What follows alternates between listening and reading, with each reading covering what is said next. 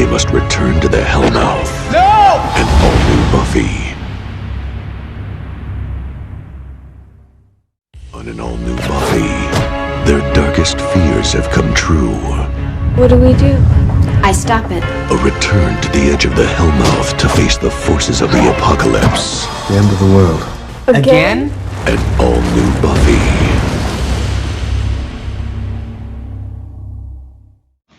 Bonjour, mes amis, and welcome to this week's edition of Slade, the Buffyverse Revisited. I'm one of your hosts. I'm Jeremy. I'm your other host, James, and I didn't realize we were learning another language for this week's episode. Yeah, I've decided, after looking through our statistics and whatnot, and looking at the listeners we have from various other countries, that starting this week, I am going to give a different greeting each week in our other listeners' native tongues as a way of saying thank you for listening to our humble little podcast. Wow. And so how many different languages are you going to have to learn how to say hello in? At last count, I think it was 13. 13? So, 13? That one there should cover our French and French-Canadian friends, and I believe French is also the predominant tongue in parts of, I believe it's Haiti. But anyway, that should cover for all of those folks. Okay, nice. I think next week we will do. I will attempt German. Okay. Wow. So we really are. I mean, we're worldwide. Oh, well, we're worldwide, baby. Honestly, it surprises me that these major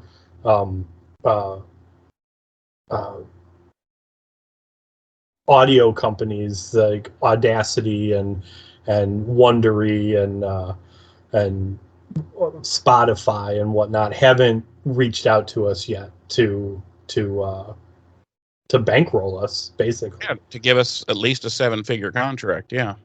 Right. I mean, come on.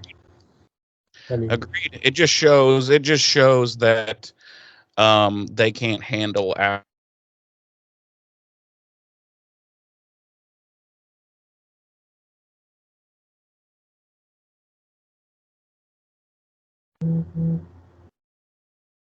Are you froze up, buddy?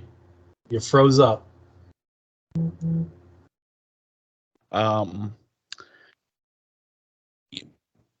You may even say fantastic. Wait, I believe James may be back. You were see, that's funny. On my end, you're the one that froze. Oh, well, somebody froze. On the audio side, the people are only going to be hearing me. So who knows who froze, but you know. That's okay, because on the video side, people are only going to be hearing me. There you go. It works out.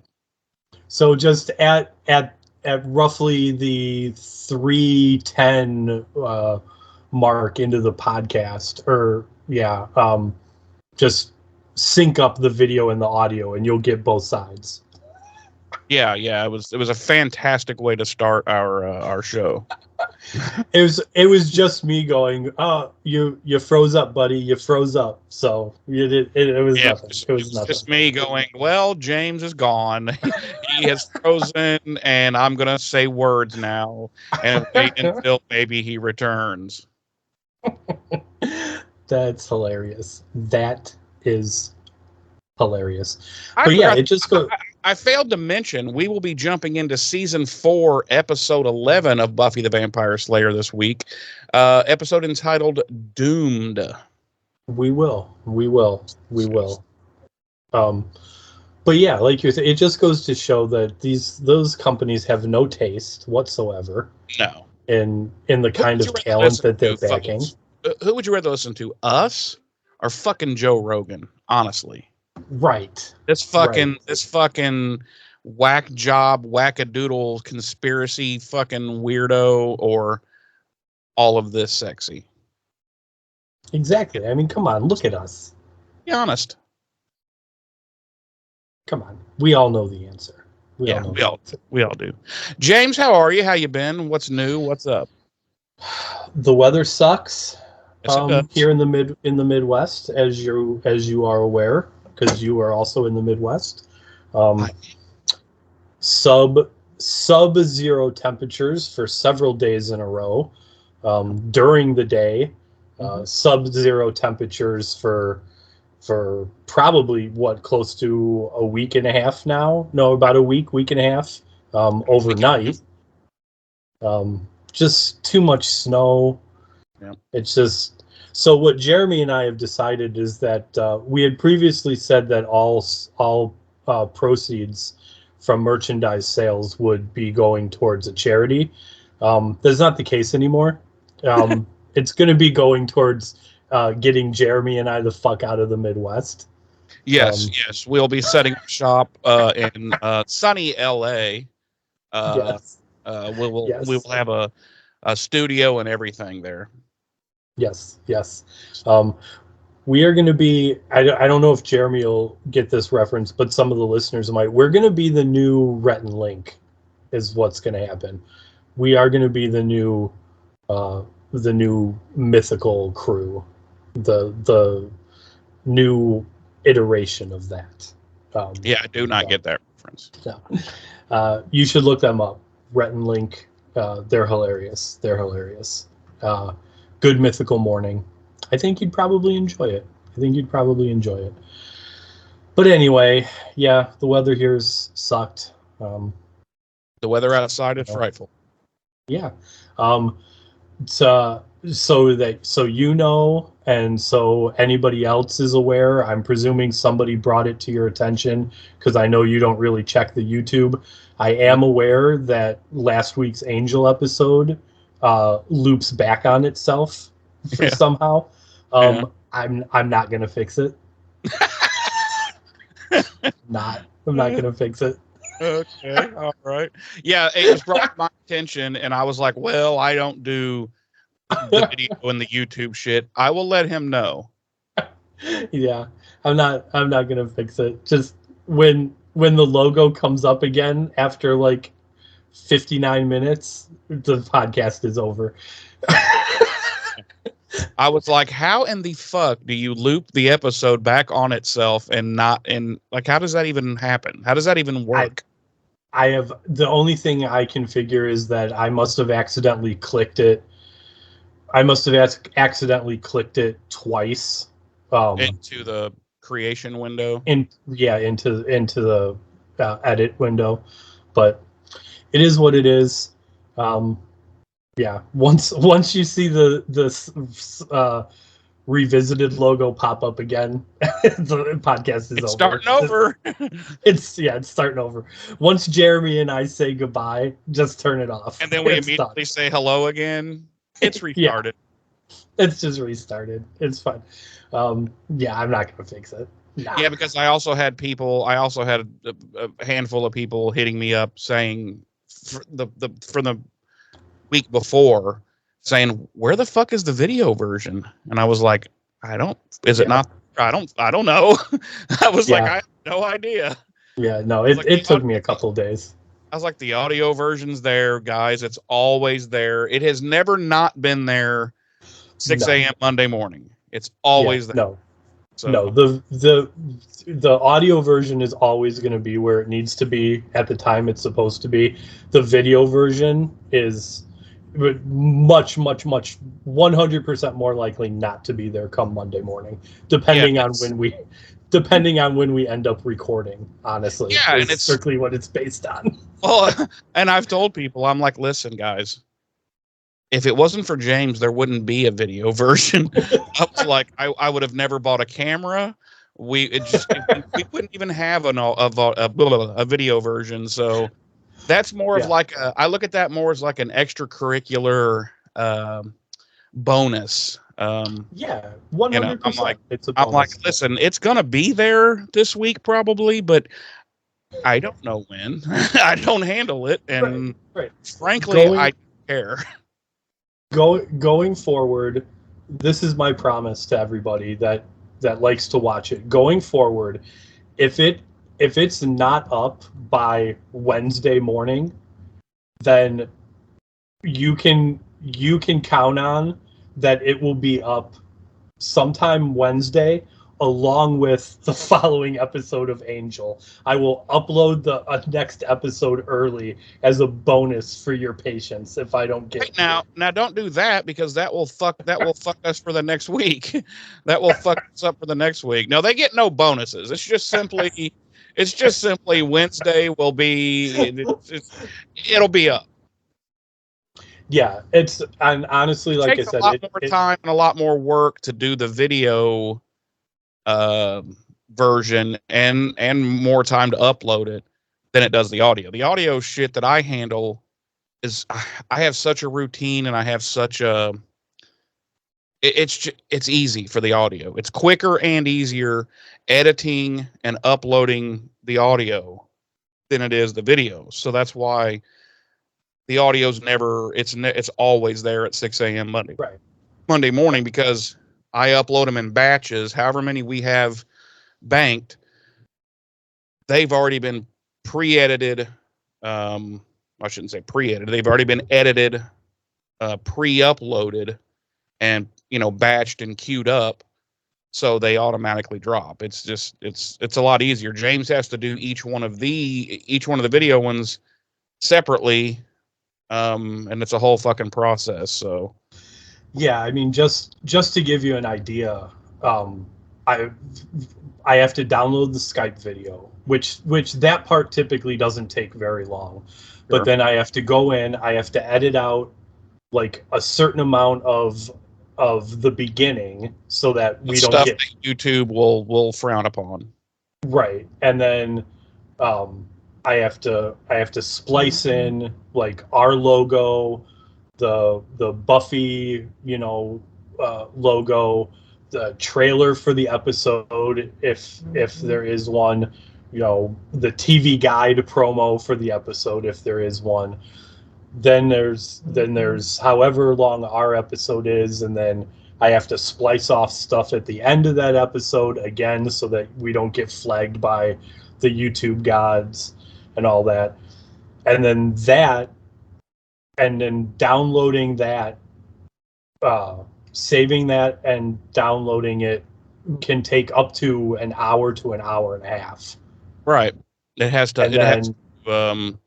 You have to. We'll go ahead. Go ahead. And then once it's downloaded, then I have to upload it to YouTube, and that can take anywhere up to an hour plus as well, depending on how traffic heavy YouTube is, obviously internet connections, all that kind of stuff. So yes, all of that to say that what it really amounts to is that sometimes we don't record these until later on Sunday, and James is just too you mean like right now? and James is just too lazy to deal with all of that by the time we're done recording. Yeah, and like I said, I would think, and I do think, that most people know by now that the audio version is always there, right, 6 a.m. Monday mornings. So if you just simply must have the video version, you'll just simply must have to wait, I guess. There's just sometimes it's gonna be there.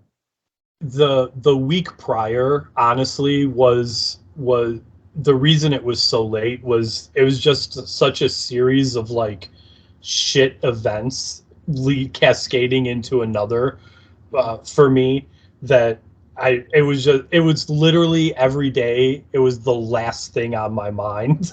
Yeah, exactly.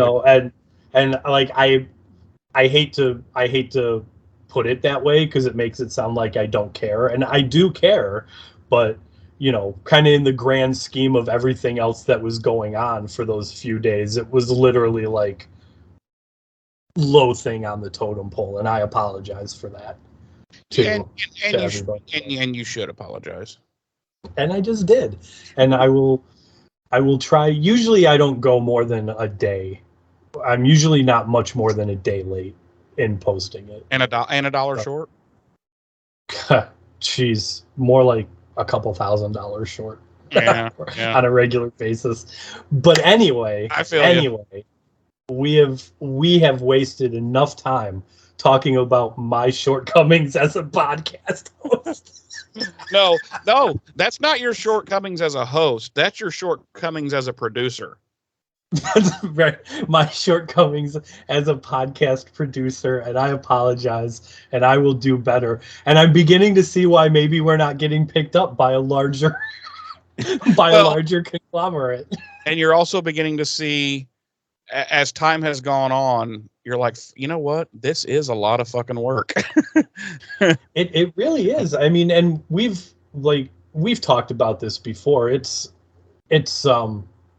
always been a lot of work since the day we started this. Yeah, but you did have it easier before we started doing video and you taking over all of that and shit. When it was just an audio podcast, I'm sure it was easier for you. Oh, sure, yeah. Thankfully, we only did 3 or 4 episodes before we incorporated video. So I didn't. Yeah, I know it was in season 1. Yeah, I think it was only 3 or 4 episodes. So, but yeah, man, this isn't. It's fun, but it's not. It's as much as it seems like just 2 guys hopping on Skype and bullshitting with each other about one of their favorite TV shows for an hour plus every week. There's a lot that goes into it, and as easy as Jeremy makes the audio version sound, taking that out of the equation, there's still finding time to watch the episodes, taking notes on episodes, and all that. We've talked about all this before. It gets right. Finding time to record, it can get time consuming. Damn. But we enjoy doing it at the end of the day. I mean, almost. Yes. All right. With all that being said, how about if I hand out some dates and deets for this week's episode? Get to hand in. As previously stated, we will be revisiting Buffy the Vampire Slayer Season 4, Episode 11, our 67th episode of the series overall, Doomed. Our episode director this week is James A. Contner, and our episode credited writers this week are Marty Noxon, David Fury, and Jane Espenson. 3 separate writers, and I'm going to let you know right up front, folks, and Jeremy might agree with me on this, it fucking shows. Our original air date was January 8th, 2000. We have graduated into the new millennium, folks. On the now defunct WB network. Our Nielsen rating for when the episode originally aired was 3.5 million households, ranking it 90th out of the 136 network primetime shows for the week and second out of the 15 primetime shows airing on the WB for the week. Our regular cast, as always, includes Sarah Michelle Gellar as Buffy, Nicholas Brendan as Xander, Allison Hannigan as Willow, Anthony Stewart Head as Giles, James Marsters as Spike, and Mark Blucas making his credits debut as a regular cast member as Riley. I'm gonna pause, give Jeremy a moment to put up his Bupkis sign. Yep, there we go. Our guest stars this week include Leonard Roberts as Forrest, Bailey Chase as Graham, and Ethan Erickson making a return as Percy.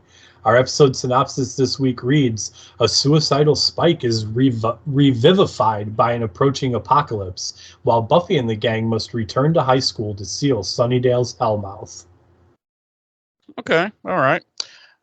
Mine reads, while attempting to redefine her relationship with Riley, which I'm like, really? No, I don't think so.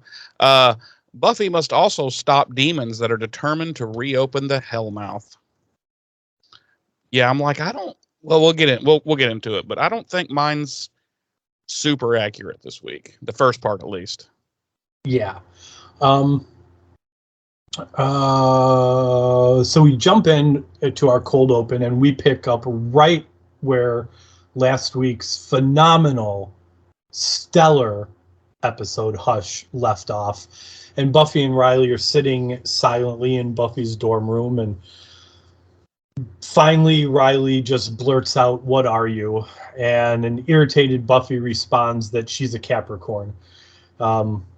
She asks who he is, and he says that she knows who he is, but he can't tell her what he does. And Buffy, of course, having previously gotten info from Spike, proceeds to describe to Riley exactly what it is that he does. And she wonders if Riley is even his real name, and he reminds her that she wasn't forthcoming with the truth either. She tells him that she's the Slayer, but he's clueless as to what she's talking about. But nonetheless, he's in awe of her fighting, and she points out that he did pretty well too. He points out that he's all bruised up, and she's perfectly fine. And she's disappointed that Riley isn't a nice, normal guy, though he insists that he is. And they agree to take a little time to process everything. And he starts to leave after reminding Buffy not to reveal his secret, and he notices Amy Rat acting strangely. And at that point, an earthquake suddenly hits, and they both run into the closet doorway, with Riley excited about his first earthquake, and Buffy looks upset, commenting that it's not her first. And that is our cold open. And I just would like to bring up something real quick. It seems odd to me that Riley and perhaps the rest of the initiative aren't aware of the Slayer. Does that seem odd to you? Well, it did, but then I realized I didn't care. No, I'm just no. No, it did, and then I thought, well, okay, if this is like this government initiative, no pun intended, then the government could have discovered demons and whatnot, and not necessarily know anything about the inner workings of the actual demon world. You know what I mean? Demon. Right. So yeah, they and whatnot. Right, they could know about demons, but not. But as we hear later from Forrest Gump, the Slayer is a known commodity, but he believes it to be a fairy tale. So that's right. That's right.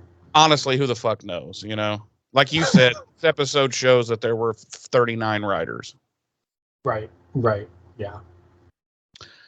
Anyway, when we come back, Xander and Spike are in Xander's basement apartment, and there's leaks happening, and Xander's like, "Yo, why don't you fucking help out and, tighten up a coupling here and there, buddy?"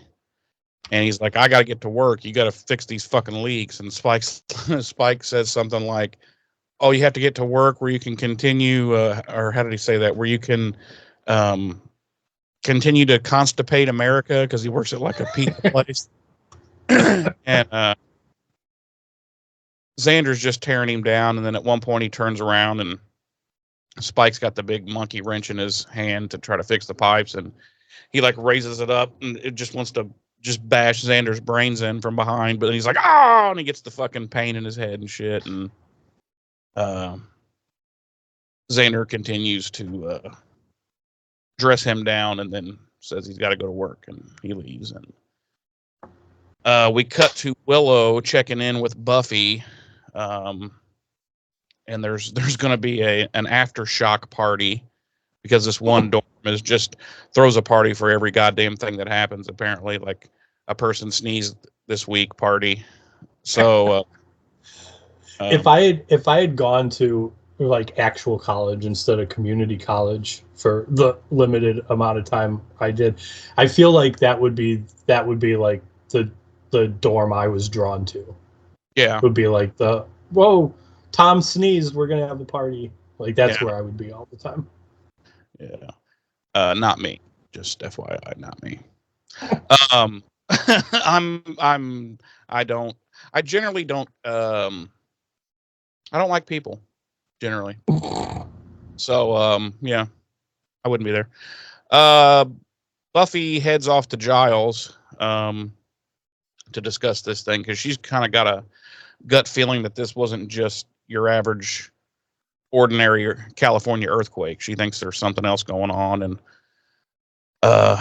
Giles is very dismissive of that notion, and he wants to discuss what he has discovered about these quote unquote commando guys. Right. And, I'm going to stop you right there. Yeah. What is your opinion? Because I discussed this with someone else that I watched the episode with. What is your opinion on Giles being dismissive of this earthquake? I just think he's like, and this is probably kind of the way I would be, honestly. I think he's sort of like, you know what? This is Sunnydale. We're on the Hellmouth. It could possibly be something bigger. Fuck it. We'll deal with it when we know for sure. I think that's just kind of where he's at. Right. So my thing was, because the person I watched it with was like, they couldn't believe that Giles, seeing as how it was Sunnydale and it was the Hellmouth, is being so dismissive of it. And I was like, well, I'm of the mind, and I think this is how I would be too, is that Giles is probably like, we live in Southern California. It's an earthquake. Like, it is what it is. They happen. There's a seemingly more pressing issue right now to worry about. So I was curious what your take on it was, because it didn't bother me that he was so dismissive of it, because like I said, Southern California, there's earthquakes all the time. And he's been dismissive before of her gut feelings, and sometimes he's been right, sometimes he's been wrong. So right. Again, I think he's just like, yeah, it's whatever. So there's always an apocalypse going on around here. So if this is apocalyptic, we'll find out soon. Soon enough. But yeah, so he's wanting to talk about what he has discovered about these commando guys, and of course she's all like, "Oh fuck," because I'm supposed to, I know what's going on now, but I'm supposed to, not fucking let the cat out of the bag. So she keeps trying to change the subject back to the earthquake deal, and he ain't having it. And he's pretty much figured out that these commando guys must be based underneath UC Sunnydale, which I'm like, how the fuck did he get? But okay, I'll go with it. Like, how was he so accurate? But anyway, well, he does say he's basing that off of like where all the sightings have been. Where all the sightings, yeah. But still, I'm just like, well, that's a huge leap to just be like, you know what? I'll bet there's a massive underground complex underneath your college. Anyway. True. She tries to, like I said, she tried to change the subject. He wasn't having it. So that's how that ends up. And then we cut to the initiative, and Riley's asking Forrest Gump what he knows about the Slayer.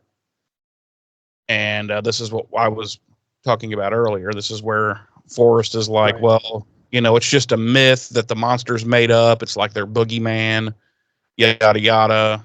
And then Riley basically asks, what is your take on these? We found out earlier they call them subterranean hostiles. Is that what it is? Something like that. Yeah, I didn't write it down. That's what they refer to all demons are, like subterranean hostiles or something like that. So he's like, so what is your take on the, like, what, at the end of the day, what the fuck are these things? And Forrest is like, oh, they're just animals. That's all it boils down to. They're just wild fucking animals. And around that time, one of them is going fucking berserk and beating up a couple of guys, and Forrest runs over and he grabs a hold of it, but it gets the upper hand on him, and then it fucking backhands Riley, and then they're waiting to get the vial to put it down, and Riley's like, fuck it. He grabs a nightstick and clobbers this thing and KOs it.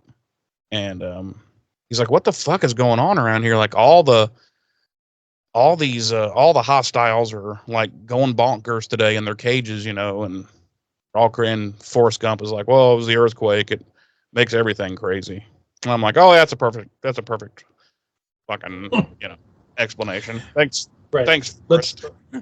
Let's not take any real concern about why this facility full of monsters is suddenly acting completely insane. Right. Let's just assume it was the earthquake. So then we cut to the said party of the dorm that always parties.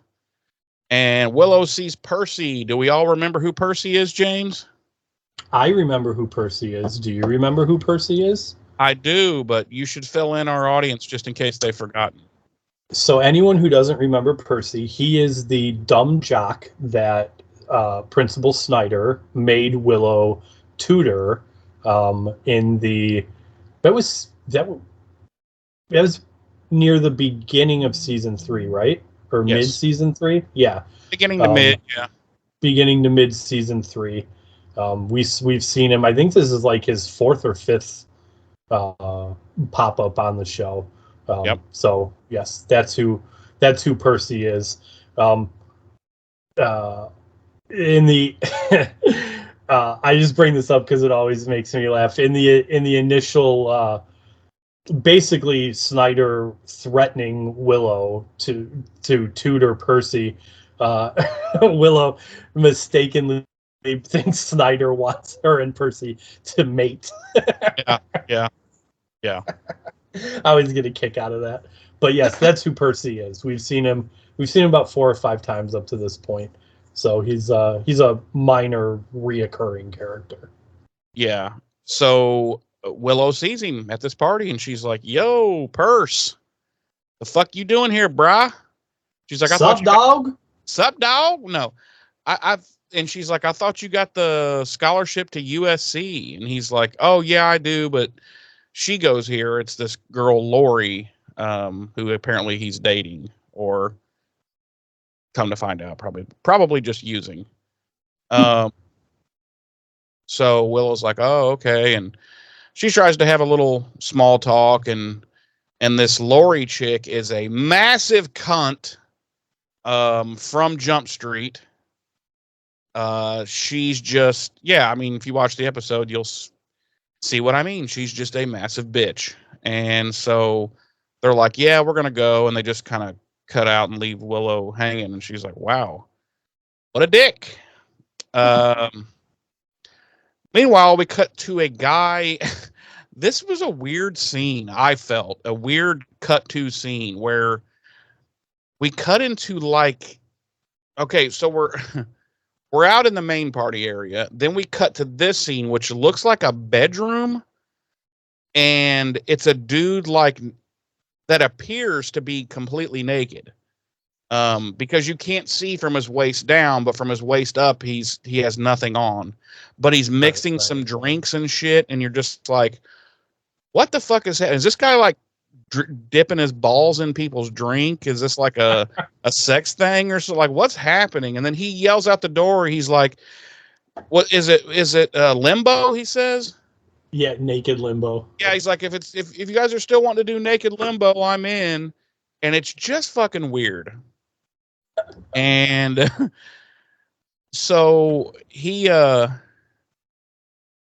to gather up these drinks and things that he had been making, and he turns around and there's this fucking hideous looking fucking demon. And I think it just used its nail, like its claw on its finger, and it just swipes, and you see his throat fucking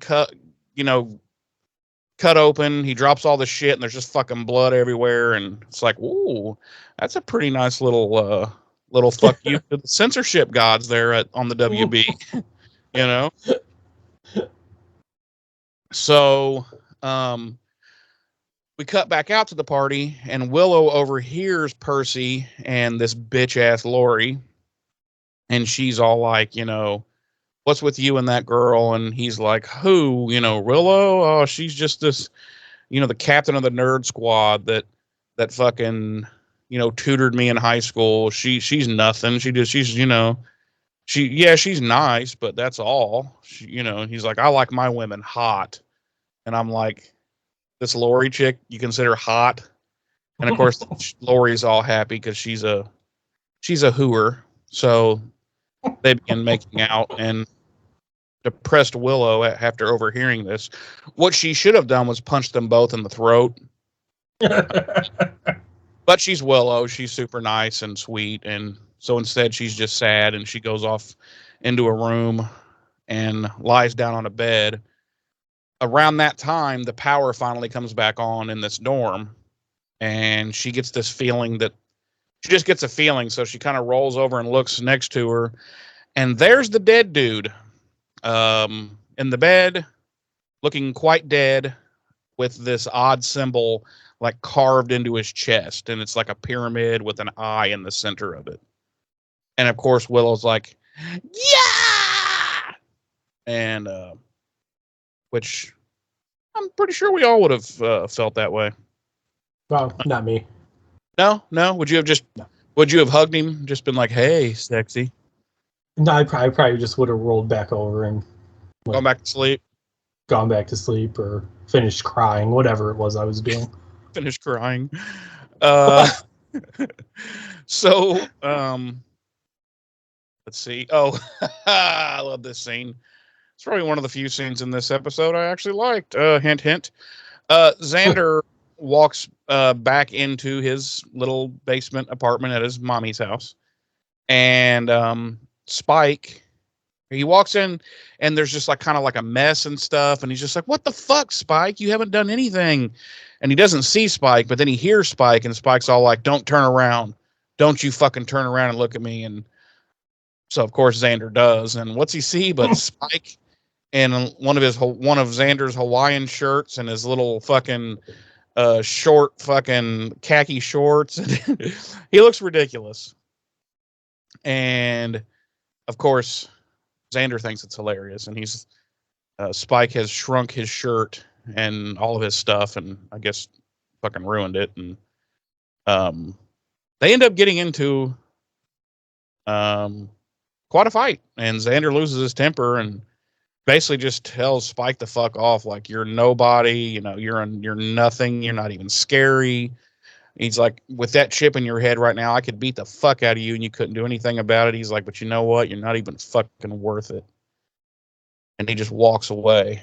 And Spike is like, wah, wah, wah, wah. And then we cut to Buffy. And that's, I'm sorry, I'm just real quick, like, the end of that scene, like, honestly, like, what's the look on Spike's face is like he's honestly like completely, like, I think he's shocked that Xander stood up to him that way, for one, but I also think he's like legitimately devastated by what Xander said. Yeah. Like, I think it really affects him, the fact that like he's not scary anymore, and like he's not intimidating, and he's not the big bad. No. So then we cut back to Buffy, who is now arriving late to this party. And what's going on there, James? Everyone's on fire. Everyone's on fire. Every single person is literally burning. Just like screaming. It is, I can't even describe. It's hard to handle. The screaming and the crying and the begging, right, for sweet release of death is... Yes. And you could almost smell the burning flesh. And the burning hair, because that's like the worst in the world. Yeah. No, Buffy shows up at the party late, and she finds Willow, and Willow explains to her what happened. You know, that she found a dead guy, and that Percy said she was a nerd. And Willow's like, I haven't been a nerd in a long time. Like, hello, dated a guitarist. Yeah, it's all like, it was pretty good. That was a pretty good little. Allison Hannigan always does good things with her lines and stuff. Yeah, and they both end up heading over to Giles's to fill him in on the murdered student. And we cut to Forrest and Riley, and they're playing Nerf basketball in Riley's room, and Riley's mind's clearly somewhere else. Nerf basketball is a euphemism for jerking each other off. Oh yeah. Sorry, I should have mentioned that. They're just sitting in a chair next to each other, and you just see each of their arm like this. Yeah. And they're so and then right. Right. And, like, Riley's like, yeah, so Buffy. Yeah, and Forrest is like, do we have to talk about Buffy right now? Right. And Riley's like, I'm sorry. Then he like spits in his hand, and so yeah, he's like, sorry, buddy. Yeah. And it's actually a hawker. Right. It's just a big old loogie. Okay, canceled. Wow, so canceled. But Riley brings up Buffy, and it annoys Forrest, and he's kind of clearly like tired of hearing about Buffy. And Graham shows up. Is it just me, or how do I ask this or explain it? I'm not even sure. Is Forrest just a shitty character? Yes. Yes. Okay. He's a shitty friend. Yeah, and that makes him a really shitty character. Give a fuck about Riley. He's just like, right. Listen, I'm stationed here, so I just need someone to sort of be a friend with, but I don't really care about you or your anything like that, you know. And I don't know. He just seems like a real shitball to me. Right. I honestly would have liked to see more character development from Graham at this point. Yeah. I mean, even though we know Graham is like this super idiotic dude with like a IQ in the double digits, but you know, Forrest is just right. I don't know. Like, Graham about Forrest that's very douchey. Right, like Graham, like you said, like Graham seems like he's an idiot, but at least he also seems like he's kind of a decent person. Yeah, and I don't get that from Forrest. Like, I could totally see Forrest being like becoming a bad guy and being like the big bad at this. Now that's not what happens, but right. He just seems like that kind of guy who's just on the verge of betraying everyone. I was literally just going to say Forrest is that friend that you would not leave alone with your girlfriend. No, let alone leave alone like in your house while you're gone. Because probably some shit will come up missing, you know. He's like that guy that would take like the stupidest shit too. He'd like take some of your silverware or something, you know, just to be a dick. You know? Right.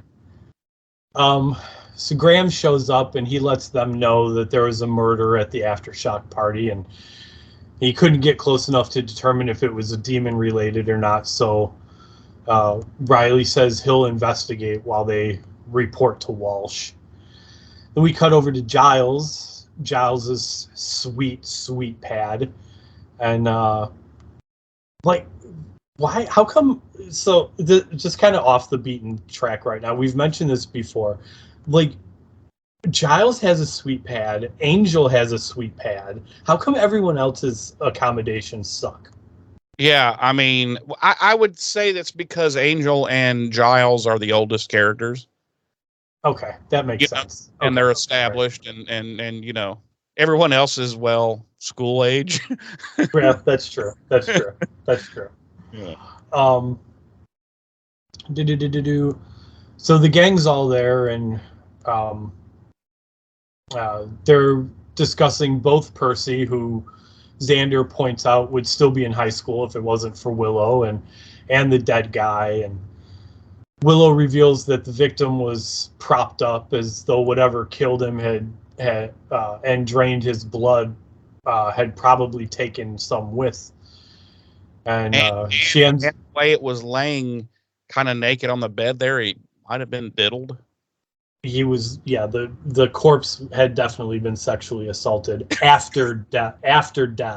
The demon is the definitely a necrophiliac sexual deviant.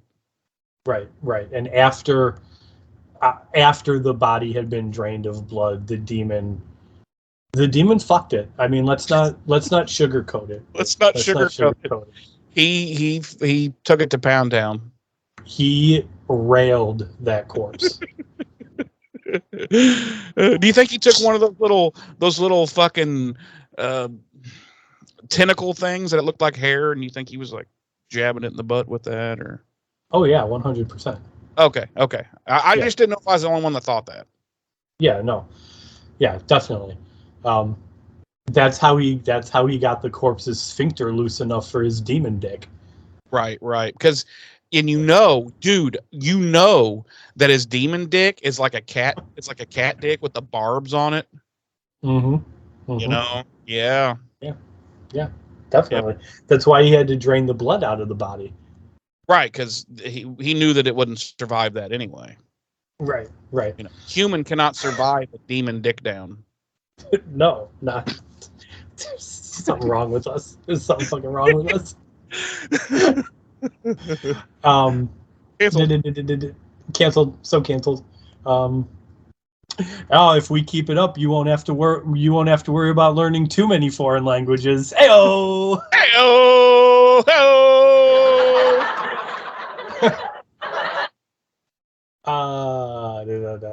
Willow shows Giles a sketch she made of the symbol she saw, and Giles very matter-of-factly reveals that the end of the world is coming. And everybody says in unison, again? Buffy reminds him that she told him so, and announces that she's going to stop it. And she ends up, we cut to her at the cemetery, where she finds the symbol on the side of a mausoleum. And she, of course, hears a noise and goes into the mausoleum to find a demon stealing the bones of a child skeleton. Of course, they engage in fisticuffs, and he ends up slamming her backward over a tombstone, and while she's kind of regaining her wits about her, he runs away, and she spots a shadow over her and bounces back up, ready to fight again. And she throws a punch, and Riley blocks it, and he's impressed with her moves. And she wonders why he didn't follow the demon, and he comments that he's no slayer, and he doesn't have any weapons or backup, and it was a pretty big demon. He ends up notifying the rest of the initiative over walkie-talkie and about the demon, and then tries to talk to Buffy, and she tells him that she can't be with him because he's too much of a risk, and it would be doomed. And this is where the episode begins getting very uncomfortable and just very creepy. Riley says he doesn't understand, but he argues that he's not going to walk away because it might not work, and Buffy's not swayed by it, and she argues that what he does is a job and an adventure for him, but what she does is her destiny. And he argues that she can change things, and she ends up walking away, firmly telling him that her answer is still no. And we cut to ladies and gentlemen, that's not enough for him. Yeah. That firm no is not enough for Mr. Riley Bupkis. So we cut to the next day, and the gang's at Giles' place, and they find the demon in a book and discover it's a Valhral demon. And we cut to Riley, who's sharing what little information he has about the demon with the rest of the initiative. And then the Buffy gang figures out that the demon needs something called the Word of Valios, along with 3 sacrifices, plus the blood and bones he already has, in order to perform a world-ending ritual. Back to Riley at the initiative, and where he's revealing that the demon leaves major traces of pheromones wherever he goes. So they'll be using something that Forrest invented, basically a pheromone detector, to track Forrest fucking invented this shit. He's their scientific go-to guy, this fucking Forrest. Yeah, that's super believable. That and the fact that I'm like, how the fuck do they even know that this thing puts off, pheromones or what? Like, you know what I mean? It's like, oh, but not only did we figure it out like in 12 hours, but we've invented a device to track it, Right. Fuck off. So Riley orders them to go out in their civilian clothing and keep their weapons hidden until nightfall. Which Forrest takes that a little too literal, because he's like, oh, in our civilian clothing, and then he comes back. When he comes back, he's in a dress and heels and stuff, and he's dressed up like RuPaul, and they're all like, everybody just staring at him, and he's like, what?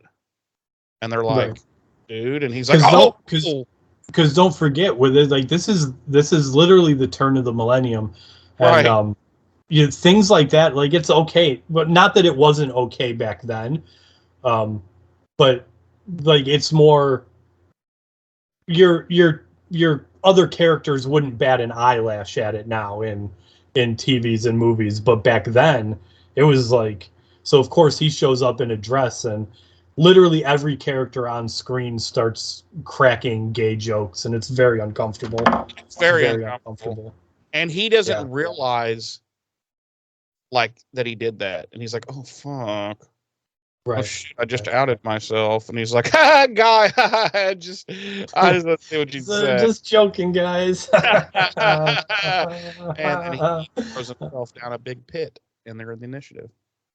Right, and that's the end of Forrest. I wish. Cool. Where was I? Pheromone. Riley orders them going to get until nightfall. Oh, we cut back to Buffy and the gang, and they assume that the Word of Valios is a book, and they head off to the magic shop and the book archives at the museum, while Giles stays behind to keep researching. Because as we all know, even in the middle of the night, you can just go into the museum and search the book archives. Right. So we cut to Willow and Xander, and they have stopped back at Xander's place so that he can get a clean shirt. And they walk in on Spike, who is attempting to stake himself. And I like what he says right before he tries it. He goes, "Go ahead. Goodbye, Drew. See you in hell." And then he goes to throw himself on a stake, and they come in and fuck it up, and he misses. So Xander, of course, offers to do it for him, but Willow won't let him do it.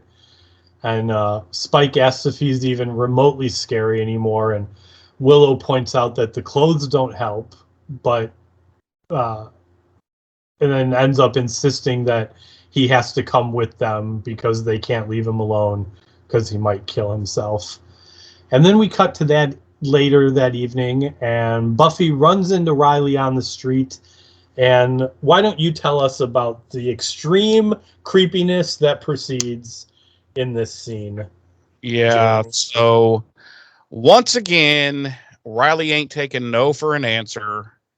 And you know what he even says at one, or I don't know if it's this, if it was this conversation or the one that you covered, the first one that they had, but in one of them, he even says, well, I'm not going to force myself on you, but I'm not going to take no for.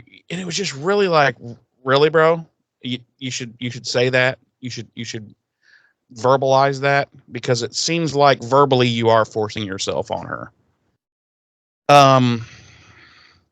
Yeah, he will not take no for a fucking answer. And this isn't one of those like,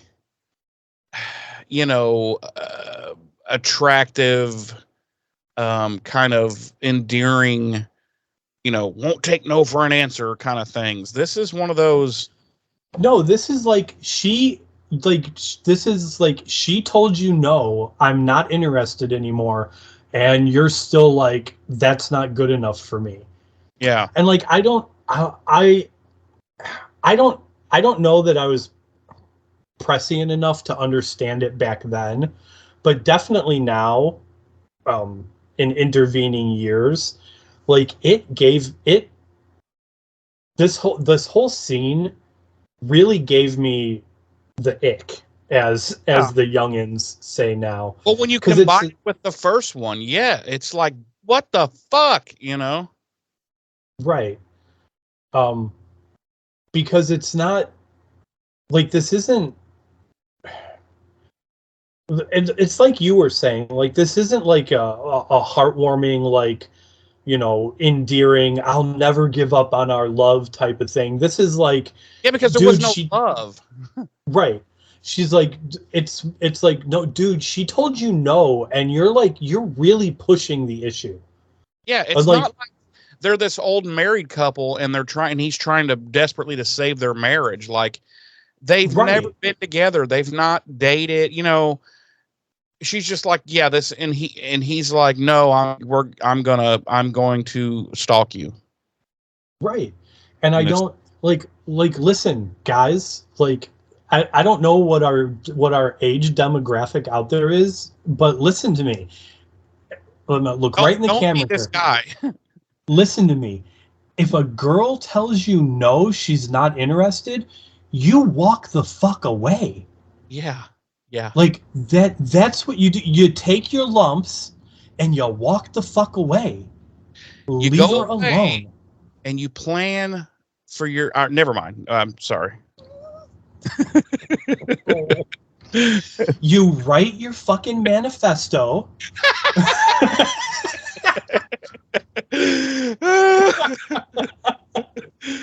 No, but in all seriousness, yeah, this is just, it's and it went on, and then there's a point where excuse me, he kneels down like, I got to get on your level, stupid female, because he kneels down and like gets her by the arms, and he's like, you fucking listen to me, you dumb woman. And he and that's not an exaggeration. Like, I'm guessing everybody's watched it at this point, and like, that's not an exaggeration. At one point in this scene, he calls her stupid. Yeah. Yes, he says, no, you are, or he's like, you're being stupid, and he's like, that's not what I meant. And he goes, no, yeah, maybe it is what I meant. And she's like, bro, I could punch your head off your body. Right. Like, are you stupid?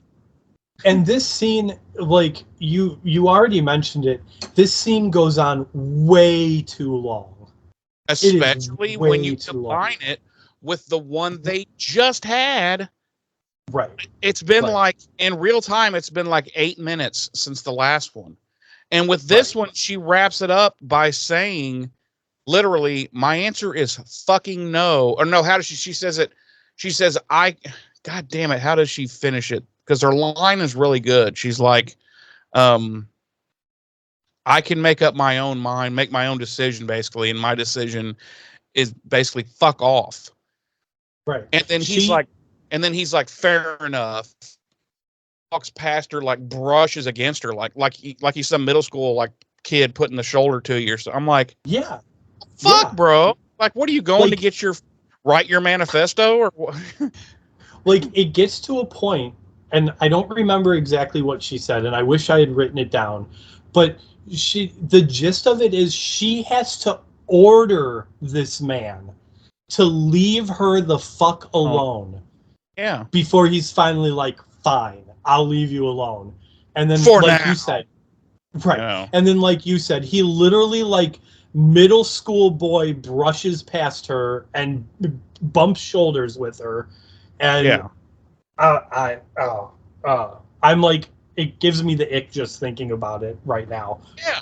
It's And like, well, going there over goes it again. Riley the Raper, you know? Right, Like, right. this And that's motherfucker cannot take no for a goddamn answer.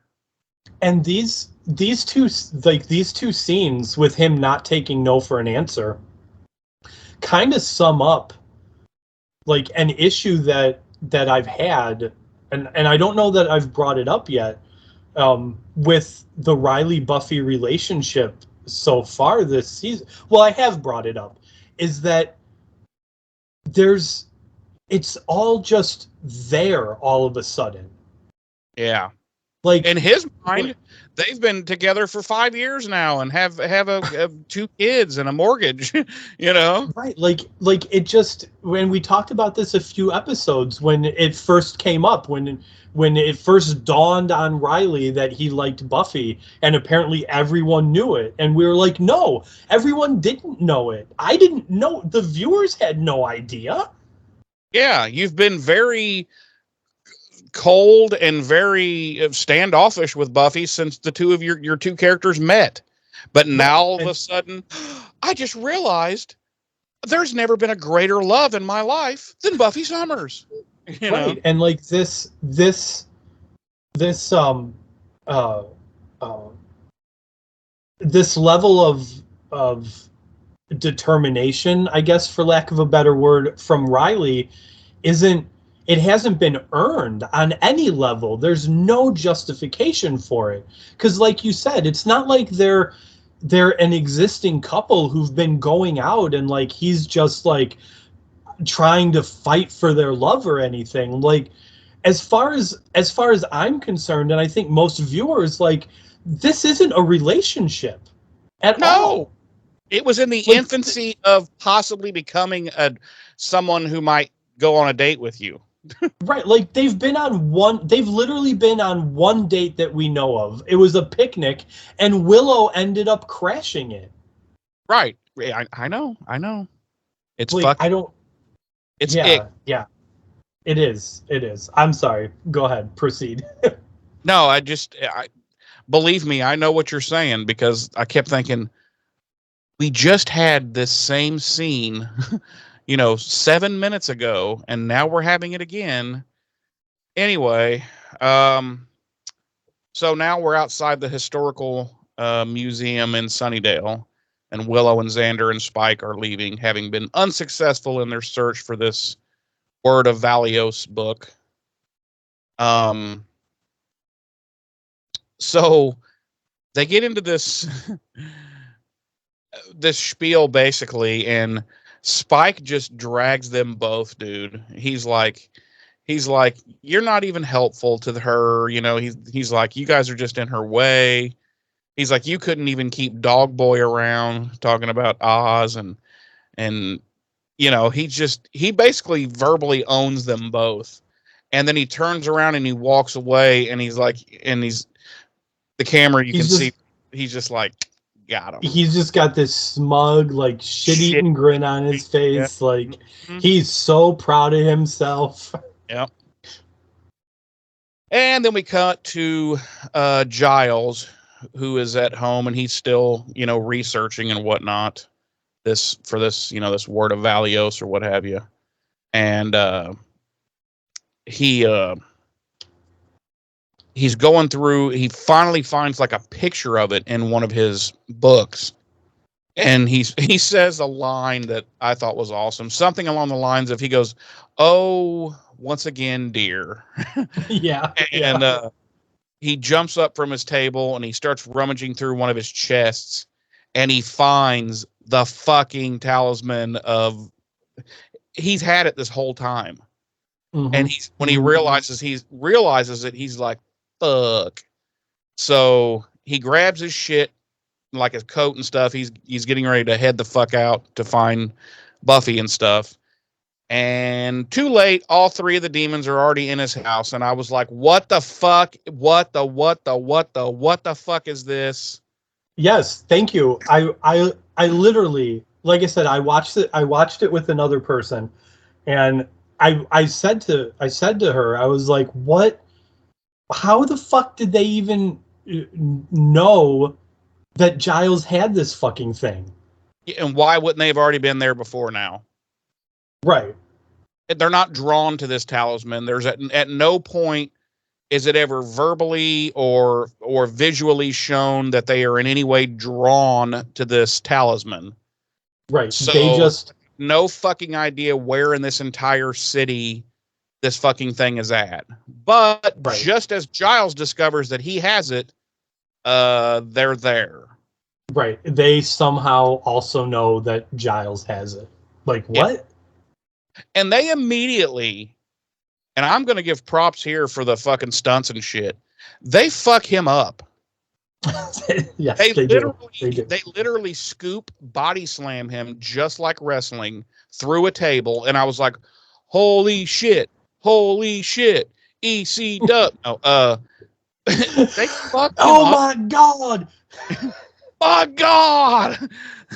He's broken in half. Somebody get him out of here. He's broken in barbecue half. sauce. Yes, he's fucking. They fuck him up, like to the point where it's almost a little overdone, to where you're like, yeah, he's fucking dead.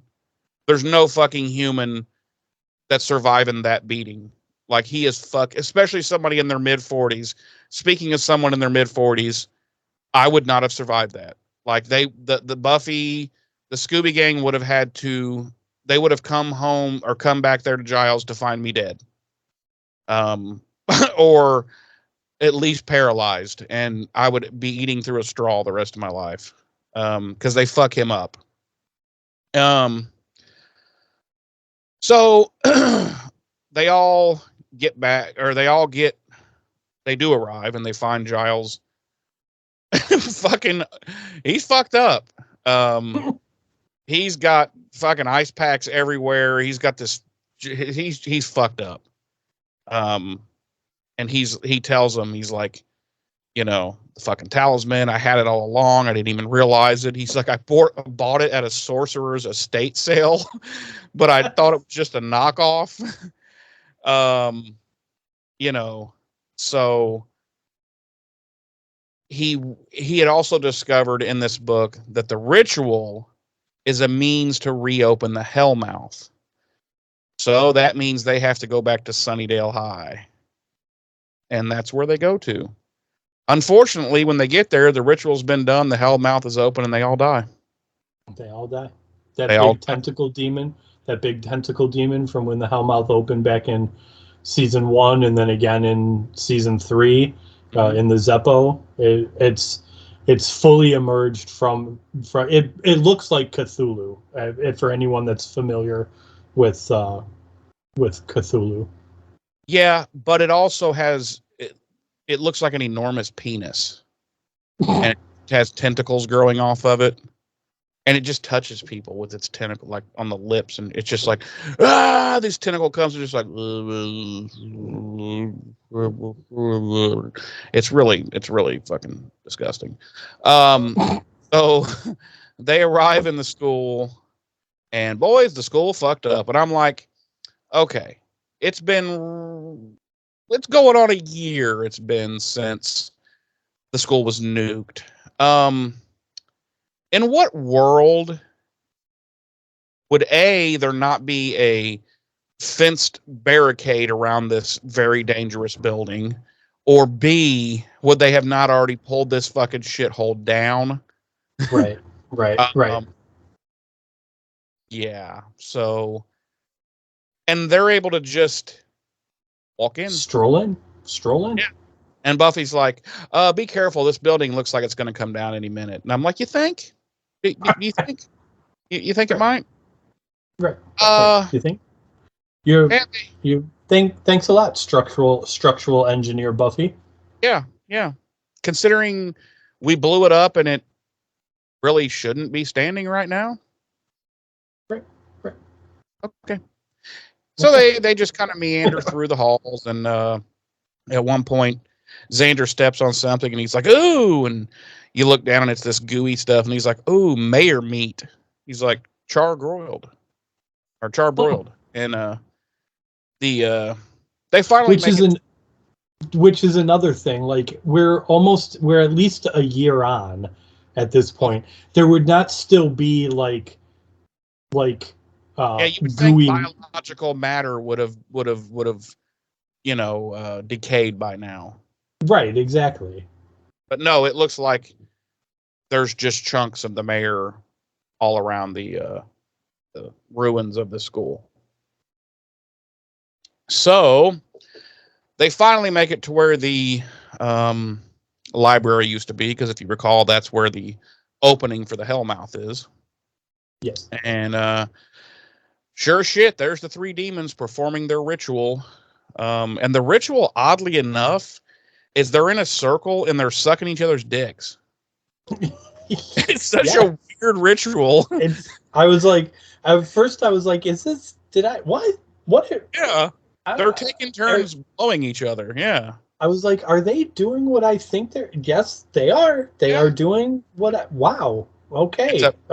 It's an odd choice for a ritual, but I mean, who are we to say what's odd and what's not demonic wise? Right. And I don't know about you or anybody else listening, but all I'm going to say is I may or may not have rewound the scene a couple times. A couple 10 to 15 times. Yeah. I mean, yeah, it happens. Anyway, Buffy, like there's a weird edit here. Almost like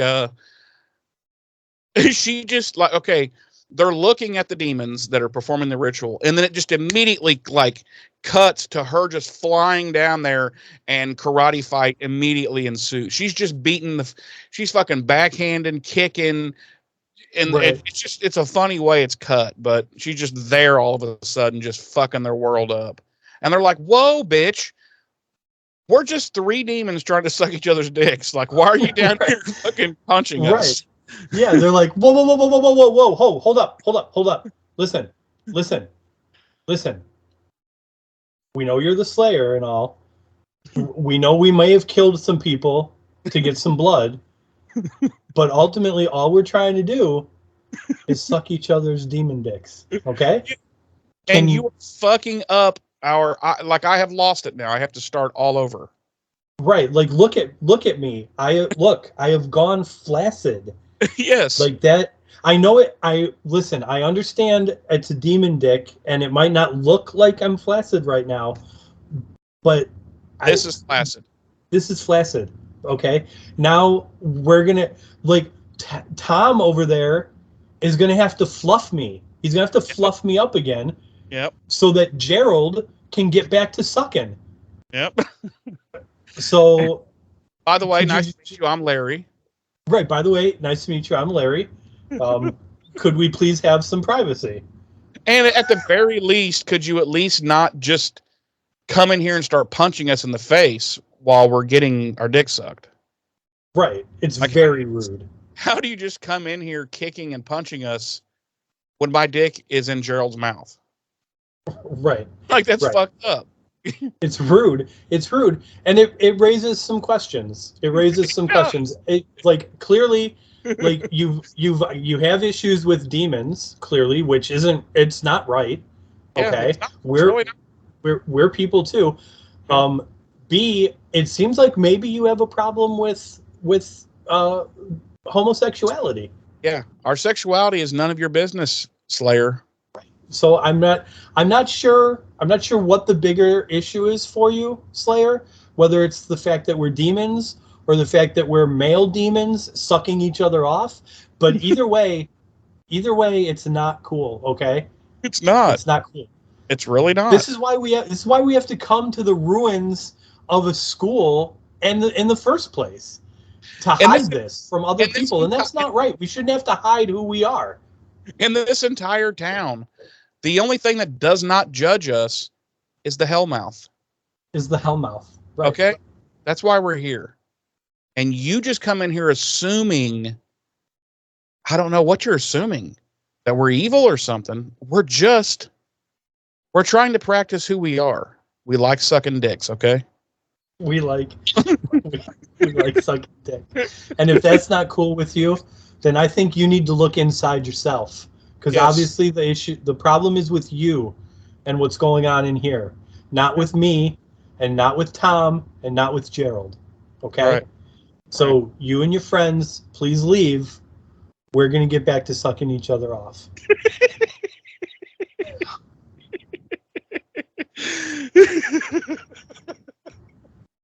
And he just immediately fucking turns back and he looks at Gerald and he just flags him over. Right. He's just like this. He's like to Buffy and everybody's like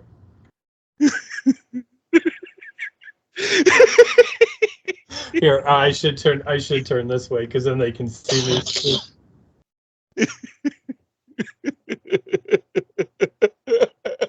And he's already like fucking cold fucking stroking, trying to get chubbed up.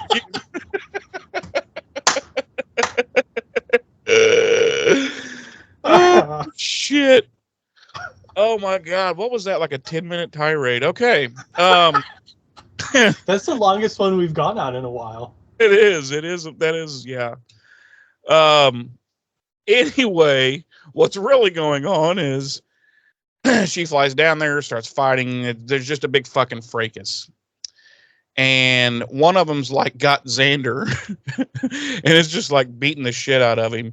And then all of a sudden it lets go and runs and dives into the Hellmouth. And he's like, okay, I guess I win. And then he realizes, of course, oh shit, they are the sacrifice. Like they're going to sacrifice themselves one by one to do. So when that first one throws himself in earthquake and he's like, fuck, okay. So they're all like, he yells out to Buffy and the rest of them, they are the fucking sacrifices. And at one point, Willow tosses the bag of bones she's like, Spike, here. And he's got him and he's like, well, what the fuck? Okay, what the fuck am I supposed to do? Well, a demon grabs Spike and it's just he's just punching him and Spike's just taking it because he's like, I can't do anything. Well, gets to the point where he just can't take it anymore. And he just hauls off and just blasts the fucking thing. And then he immediately grabs his head ready for the headache. And he's like, nothing. And he grabs the guy up again. He punches him again. He's like, nothing. He's like, I can beat up demons. And so he immediately starts fucking the demon up. And then grabs. Go ahead. Which let's talk about this for a minute. Correct me if I'm wrong, okay. And maybe you don't remember either. This should not be a revelation. Okay. Because if I'm not mistaken, back in Something Blue, did or did not Spike fight demons in the mausoleum? No, he did not. He didn't, really. No, Spike got beat up and KO'd and was taken out of the fight. Okay. But he didn't throw any punches or anything. He did not. Okay. All right. That's on me then. That's on me then. That's on you, buddy. That is on. That is.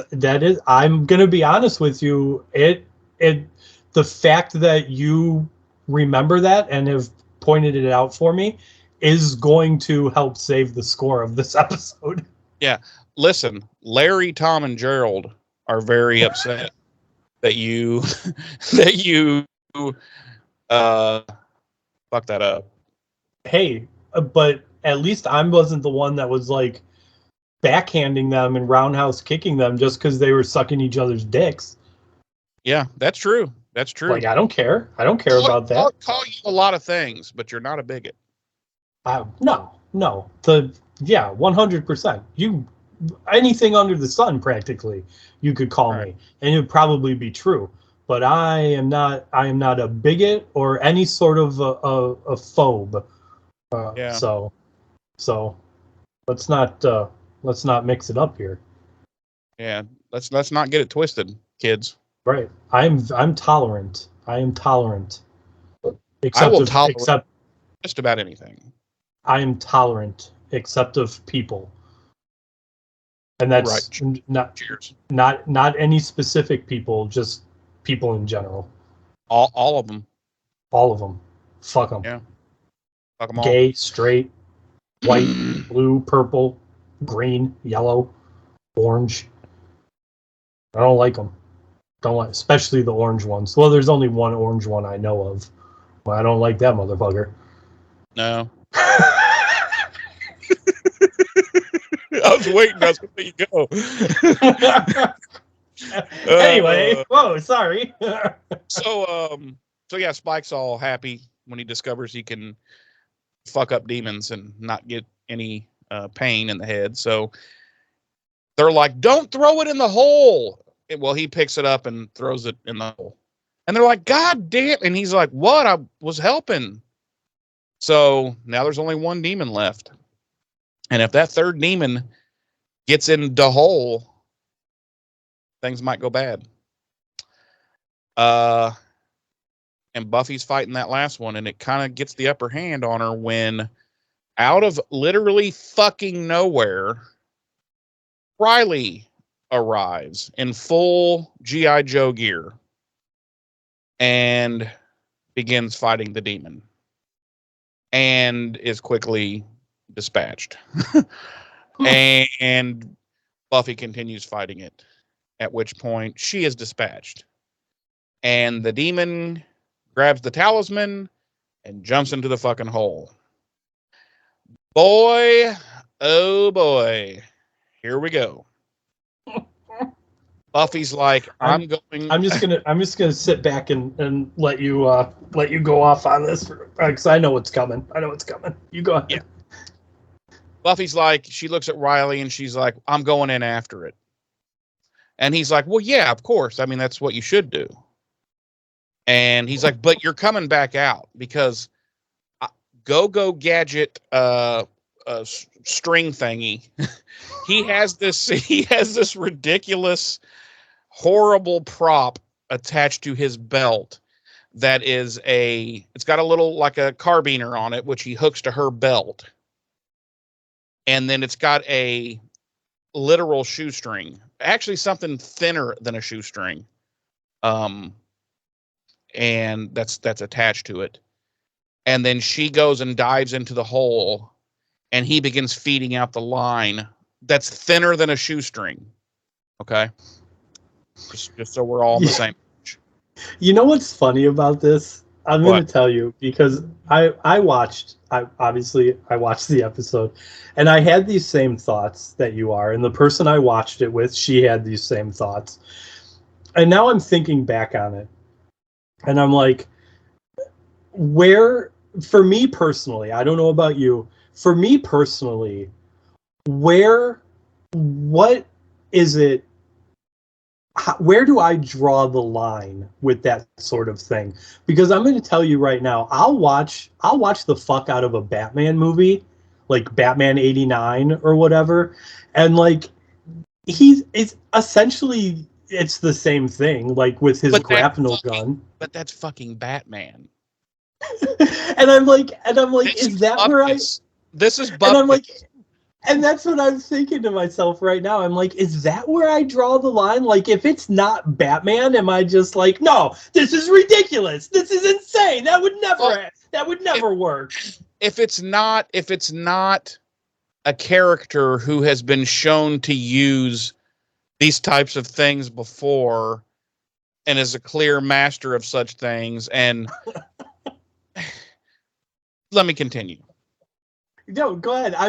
This was just a personal observation of myself, because like I'm not disagreeing with you in like the ridiculousness of it, but but my own internally, I'm like where do I draw the line? And like for me, clearly it's like it's Batman. Like Batman could get away with this shit. It doesn't bother me. He's swinging around Gotham on like tinsel thin reinforced carbon fiber Kevlar line, and I'm like, yeah, completely plausible. Nothing fantastic about that. Yet Riley essentially does the same thing to get Buffy in and out of the Hellmouth, and I'm like, this is fucking ridiculous. Well, here's the thing, though. Batman's got gloves on, whereas Riley, this fucking line, this string is flowing through his hands so fast. We should be seeing smoke coming out of Riley's fucking hands. Because have you ever held like even a large piece of rope while something very heavy is pulling? You're bleeding. And his shit's fucked up right now, but it's not. I like how we're drawing. That's the distinction. Batman wears gloves. He's got Kevlar gloves on. Okay. Batman wears gloves. That's why it's acceptable. Riley's not wearing any sort of hand protection. No, he's not. Nor eye protection. And you know that there are little pieces of tinsel that are shooting out of that line and possibly blinding him. So then he wraps this line around a piece of rebar a couple of times, for leverage, which I'm thinking, well, that will immediately snap this shoestring, like immediately. She apparently falls, gets a hold of this demon. He's able to pull the weight of two human beings up with just like 4 tugs on this piece of floss. And then he just is able to run over to the hole and grab her and pull her up. And then, of course, she has a hold of the demon and she pulls it up. And, save the day. And I guess I'm assuming that since, I don't know how this works, but I'm guessing since the demon didn't go in a certain amount of time with the other two, that breaks the ritual. Because I'm like, couldn't it just come back in like a week and just jump in and then, Hellmouth open? But apparently not.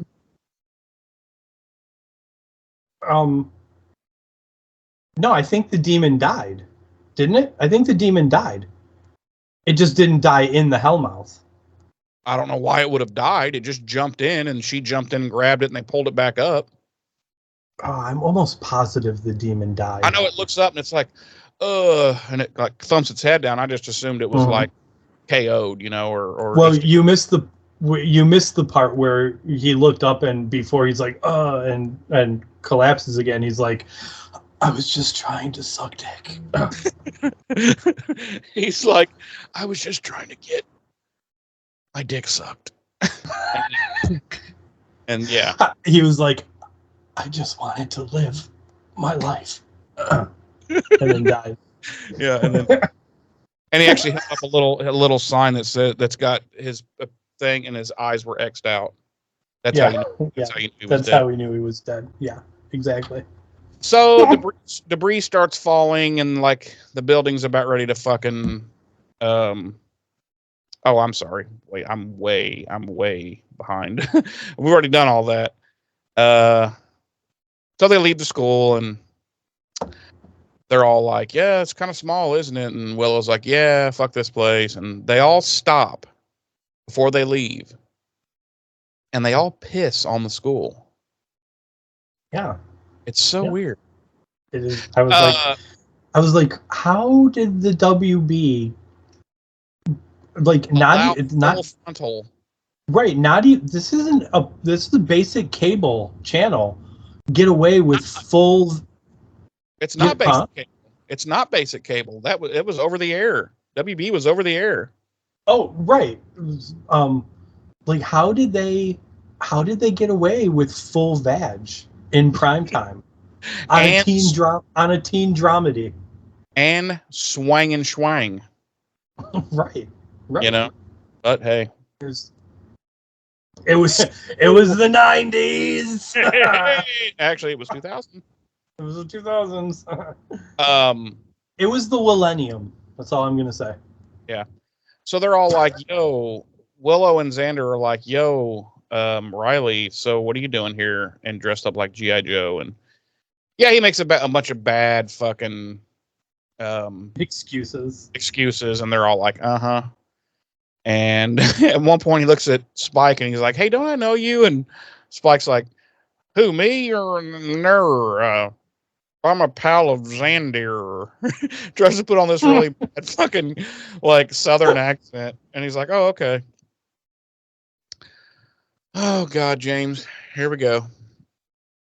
So the next day, we're in Riley's dorm room and he's in there playing once again with his Nerf basketball goal. And knock at the door, and who is it but Buffy? And she just comes all in and she says, "You didn't call." And I'm like, huh? Did they have a conversation that I missed where he was supposed to give her a jingle? Right. So anyway, and he's like, "Oh yeah, I was masturbating." Oh, I don't remember what he fucking said, but he's all like, "Yeah, I'm such a dope." He was like, I spent a lot of time thinking about what Larry, Tom, and Gerald said, and well, long story short, Forrest and Graham and I have been sucking each other's dicks. We all realize that we're actually closet homosexuals. And so and like, so it's Buffy's like, "Oh, okay, that's all right. I'm gonna go. Okay." right, and he's like, it's been fun. It's been fun. You take care of yourself, Buff. And she's like, "Oh, okay." No, but he's upset at himself for not making a better cover story in front of her friends, and he's like, "It's the end of the world." And then she climbs onto his lap, front ways, like cowgirl style, and begins aggressively kissing him and says, "No, it's not the end of the world." And it, to me, maybe I'm wrong, they fucking. So I'm gonna say no, because I know that they're the first time they fuck is like a major milestone coming up in the season. But if this was the first, if I was the first time viewer, I would be like, oh yeah, they're boning. Okay. Yeah, that's what it seems like. So Riley's dick must be so fucking confused right now. right. Hey, listen, Buffy Summers is a very, what's the word I'm looking for? She's very troubled. She has severe emotional problems. Listen, all I know is that Riley's dick was like forcefully told no, okay, and accepted it, and now like all of a sudden it's go time. Like I don't know. Right. So anyway, then we cut from that very confusing scene to Xander's basement, and Willow and Xander are trying to watch TV, and Spike is in front of it, and he's giving them the spiel that they need to get out there and fight for the cause, for the good guys, to save puppies. And he's like, "Come on, let's kill something." Because now that he realizes he can fight and hurt and kill demons, he's back in the game, baby. And he's ready, baby. That's our episode. I did. Maybe you mentioned it and I missed it though. We should have mentioned that literally as soon as Spike heard there was a potential apocalypse about to happen, he perked right the fuck up. Well, he looked at Xander and he goes, "Really? Are you promise?" Right, like he was like he no longer wanted to stake himself, and we forgot to mention that, but it was funny. Yeah, we did fail. Jeremy. Yes, sir. Would you like to guess our body count for this episode? I'm gonna say 4.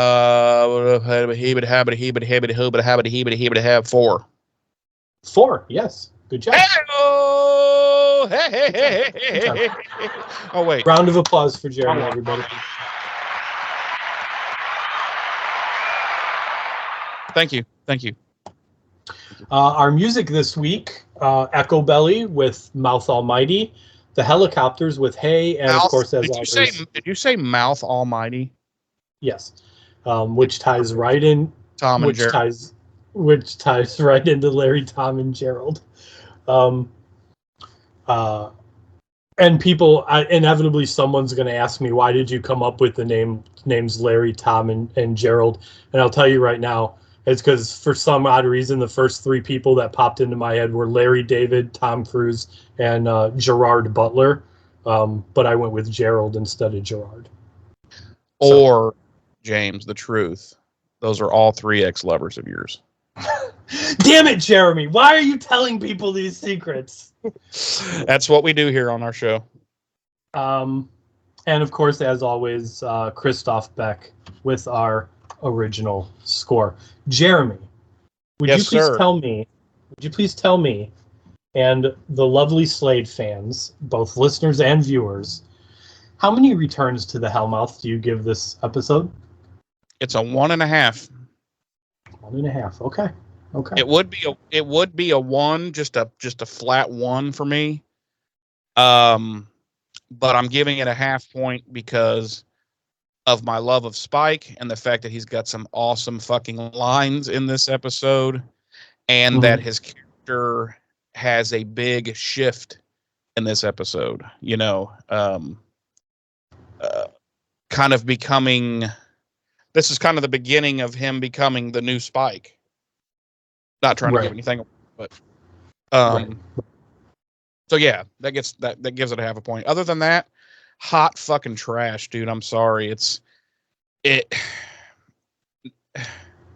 not as shitty and as boring as, say, The Pack. But it's so fucking, as you alluded to at the beginning, it's clear that there were 3 fucking writers of this goddamn episode, and that none of them actually spoke during the writing.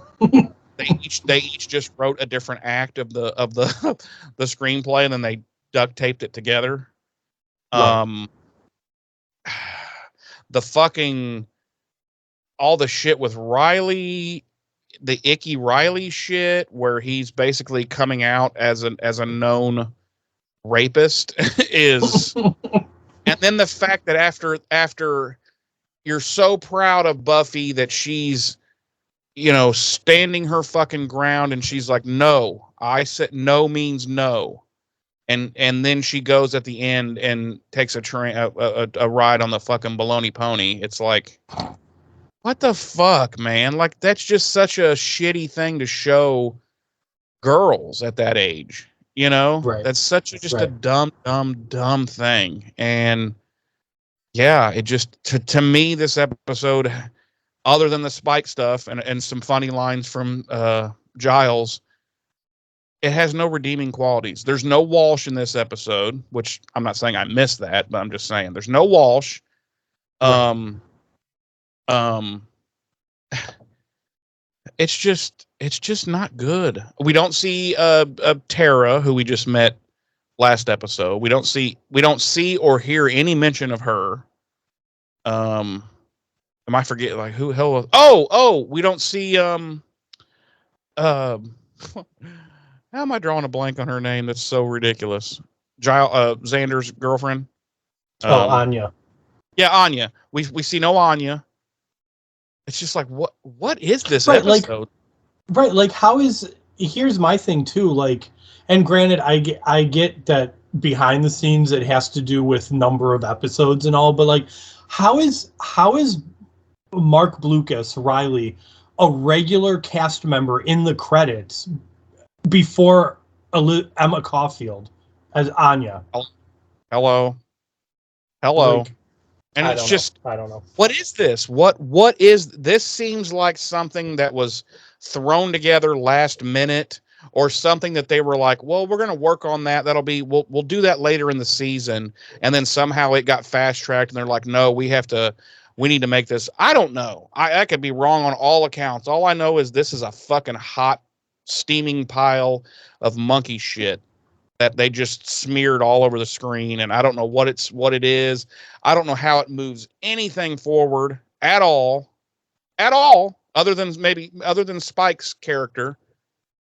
Like, it doesn't move anything for. It's just trash, and I'm done talking about it. So James, why don't you tell us how much you agree with me, and on a scale of 1 to 5, how many steaming monkey turds do you give this episode? I give this 5 steaming monkey turds. I love this. No, it's a 1. It's a 1. Yeah. And honestly, the only reason it's not a 0 is because the pack is a 0. Yeah, the pack is a 0. No, is because, well, yeah, there's much worse episodes of this series than this. But Spike saves it, honestly. Yeah. The whole thing is, it's so obvious that there were 3 different writers on this. The whole, like we talked about, the whole thing with Riley, it's just the huge ick with that, and added on to that, and then rewarding the ick with, and then exactly. And I'll be honest with you, that wasn't even something that I really thought about until you just mentioned it. But yeah, 100%. Then turning around and rewarding that ick, yeah, it's not a good message to be sending out to young girls or young men. To the actual, right, to the young men too, but it's a bad message to the literal demographic of this show.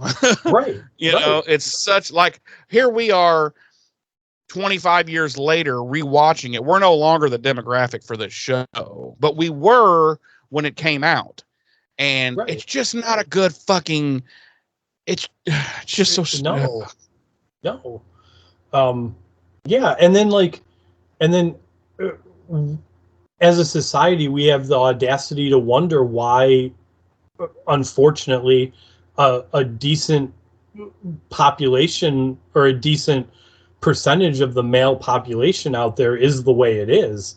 Yeah. It's because of shit like this. Like, I'm just gonna put it out there. Like, you know, this is the kind of stuff that men are fed, and it's bullshit. And it's the kind of stuff that young girls are fed, so they think it's acceptable if they're not taught otherwise. And it's bullshit. Like, I just, you know, I know I sound like I'm on a little bit of a soapbox here in regards to, like, you know, toxic masculinity and femininity and all that. That's exactly what this episode was.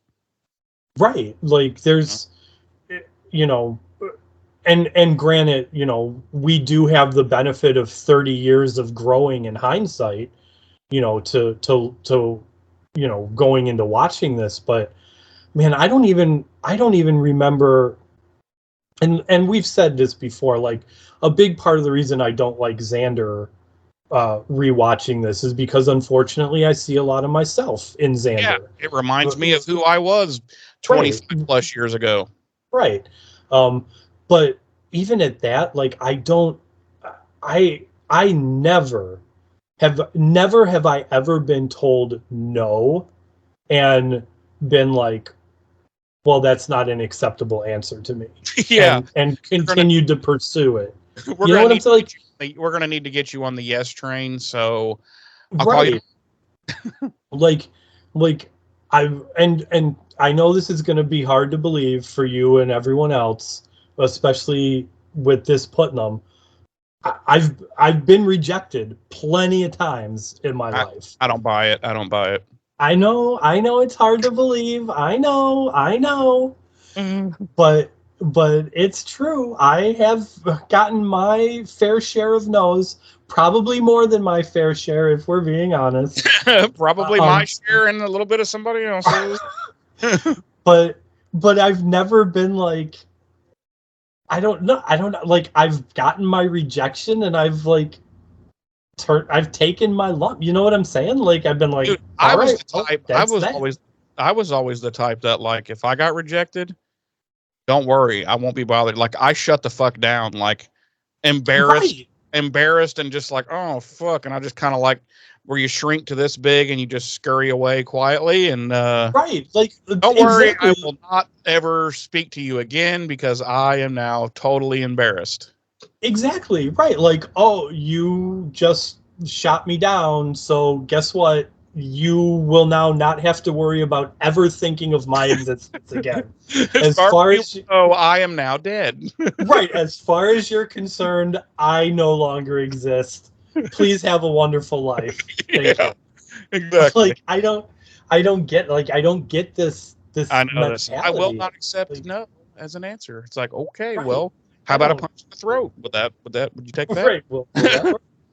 Um but yeah, so there's that. And that's a big part of the downfall of this episode for me. But almost as big um is the fact that I feel like the first time we return to the Hellmouth, to the ruins of Sunnydale High, should have been a Much bigger. bigger thing. And this was a This total it's popcorn fart, man. it the return to the Hellmouth, the return to the ruins of Sunnydale High, should have been something that was worthy of a mid-season finale, Yep. or even a season finale, maybe. More so, maybe a mid-season finale. Yeah. Um, And this was the mid-season finale. I thought Hush was. Oh, well, for them maybe, yeah. But I'm saying for us, we're cutting it Oh, right in the for middle. us, yeah, You know. right.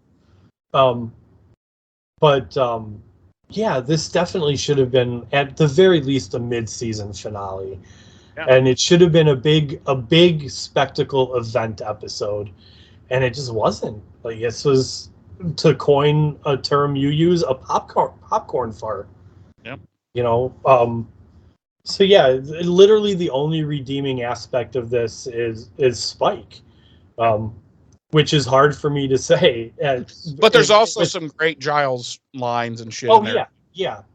And it's hard, like we've talked about this, and I do realize that going into this rewatch, I'm letting future Spike events shadow like my current Spike things, and I'm trying not to, and that's why Spike does redeem this episode, is because I'm trying not to think about that far ahead. But yeah, so he's literally the only thing that redeems this episode and makes it a one. This is not a must watch. If I was flipping through channels and I turned on, This a must avoid. yeah, if I was flipping through channels and this is the episode that was playing on Cosmic or Cozy, whichever station is airing it right now, I would not watch. I would flip away so fast. Yeah. Yep. So yeah, that's it. That's it for me. All right. Well, James. Yes. Could I ask a favor of you? Sure. Wait, hold on. It's not. Listen, I don't want you to take offense to this or anything, but it's not like a Larry, Tom, and Gerald kind of favor, is it? Well, I just assumed that was a definite after we got done recording. Oh, no. No. I don't take no for an answer. We're going to need to discuss this further. No, I was wondering if you could tell our lovely audience how to get in touch with us.